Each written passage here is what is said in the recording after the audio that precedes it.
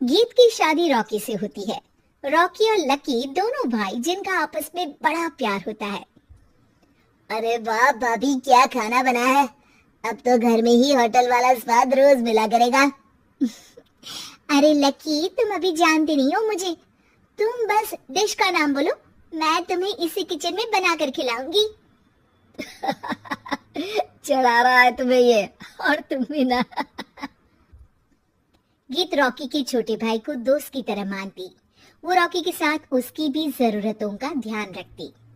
Lucky, ये रहे तुम्हारे कपड़े, धोकर प्रेस करवा दिया है, अलमारी में सजा लो। अरे रख दो ना भाभी अलमारी में भी। हाँ हाँ, सब भाभी करेगी तो तू क्या करेगा।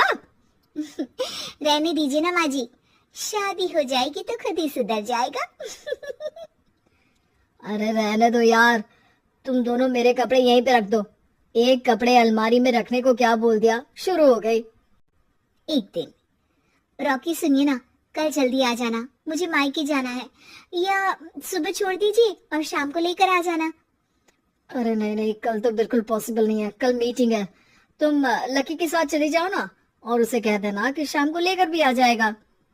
लकी भाभी को लेकर मायके जाता है, शाम को लेकर भी आता है। आते वक्त, लकी, तुम्हारे लिए मैंने एक लड़की देखी है, बहुत सुंदर है। अच्छा, क्या बात है भाभी, मुझे भी दिखा दो, और उससे भी पूछ लो कि मुझसे शादी करेगी ना। इतनी सुंदर होगी तो मुझसे क्यों शादी करेगी भाभी। अरे वाह, क्या बुराई है तुम में, इतने अच्छे हो दिखने में। हाँ, बस अपने भैया से थोड़ा कम हो।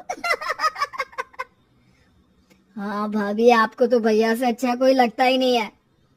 लकी, तुम्हारे भैया हैं ही लाखों में एक। रात में दोनों घर आते हैं, लेकिन थोड़ी ही देर में उनके घर रॉकी की मौत की खबर आती है। हे भगवान, ये क्या हो गया, मेरा बेटा मुझे वापस कर दो।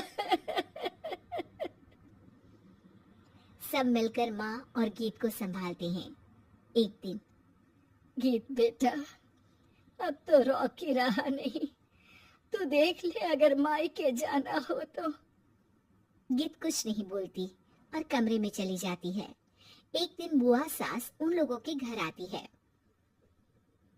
अरे भाभी, किसकी नजर लग गई आप लोगों के घर में? मुझे तो लगता है कि इस लड़की के ही पैर ठीक नहीं है, तभी तो आते ही हमारे घर का चिराग खा गई। बुआ सास की बात सुनकर गीत को रोना आ जाता है। वो अपने कमरे में जाकर जोर जोर से रोने लगती है। लकी को ये सब देखकर अच्छा नहीं लगता। बुआ क्या बोल रही हैं? किसी का जीना मरना ऊपर वाले के हाथ होता है, ना कि किसी के पैर पर। अरे देख लो भाभी, छोटा भी हाथ से निकल रहा है। ऐसा ना हो कि ये लड़की सबको आपके खिलाफ कर दे। तभी वहां गीत चाय लेकर आती है। लीजिए बुआ जी, चाय पी लीजिए। बुआ तो घर से चली जाती है, लेकिन सास के मन में गीत को लेकर नेगेटिव विचार भर जाते हैं। अब देख गीता, बहुत हुआ, यहाँ रहकर भी कुछ नहीं होगा। अच्छा होगा कि अपने मम्मी पापा को बोल के तुझे यहाँ से लेकर जाए। और गीत अपने मायके चली जाती है, जहाँ आस पड़ोस के लोग कहते हैं, अरे रे, बेचारी की शादी के 2 साल ही हुए थे, लेकिन पति नहीं रहा। सास ने भी घर से निकाल दिया। देखो भाई भाभी कब तक साथ रखते हैं। और शादी करा देनी चाहिए इसकी, तो उम्र ही क्या है इसकी।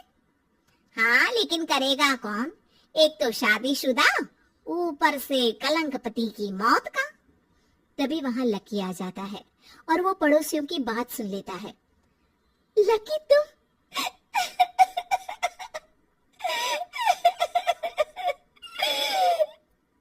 भाभी, ये जमाना आपको जीने नहीं देगा, लेकिन आप चिंता मत करना, मैं आपको आपके हिस्से की सारी खुशियां दूंगा।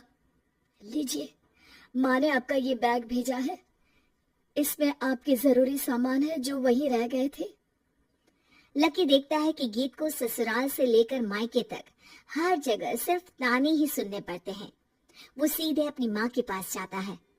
माँ, एक बात सुनो, ये कहाँ का न्याय है? एक लड़की जो छोटी सी उम्र में अपना पति खो चुकी है, वो अब दुनिया के ताने भी झेल रही है।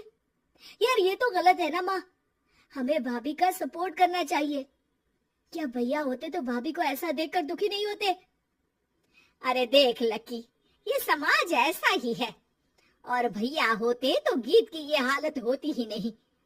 बिना पति के औरत को तो ये सब झेलना ही पड़ता है। लेकिन कोई तो जरिया होगा ना माँ, भाभी भी हमारे परिवार का हिस्सा है, हम कुछ तो कर सकते हैं ना उनके लिए। हिस्सा है नहीं, हिस्सा थी, और अब तू ज्यादा ना भाभी भाभी करना बंद कर दे, समझा? कुछ दिन ऐसे ही बीतते हैं और एक दिन लकी देखता है कि गीत उसके ही कॉलेज में पढ़ने आई है। अरे भाभी, आप यहाँ कॉलेज में कैसे? लकी, मैंने पढ़ने का निर्णय लिया है। शादी के कारण मेरी पढ़ाई को बीच में ही रोक दिया गया था, पर अब जब कुछ नहीं बचा तो मैंने सोचा पढ़ाई में ही मन लगाऊं। अरे आपने बिल्कुल सही सोचा भाभी, किसी भी तरह की कोई भी जरूरत हो तो प्लीज बिना किसी हिचक के बताना, मैं हूं आपकी मदद के लिए। लेकिन कहते हैं ना,